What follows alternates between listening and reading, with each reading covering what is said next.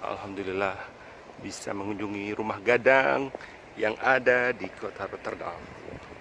Rumah gadang ini menjadi kafe, ya, restoran. Bagus sekali, alhamdulillah.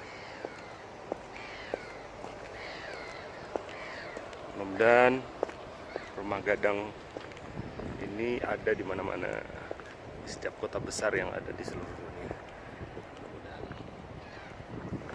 Rumah gadang Minangkabau, pemandangannya bagus sekali.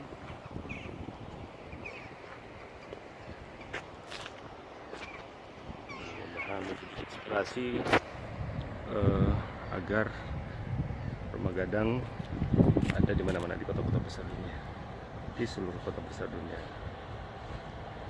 Suasana rumah gadang dari samping, dari belakang, ini ada danau,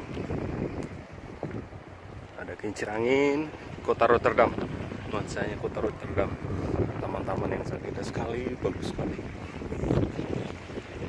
sekali rumah gadangnya, bagus sekali.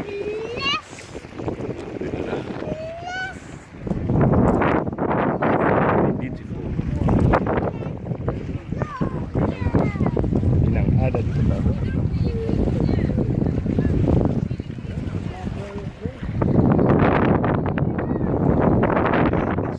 Dan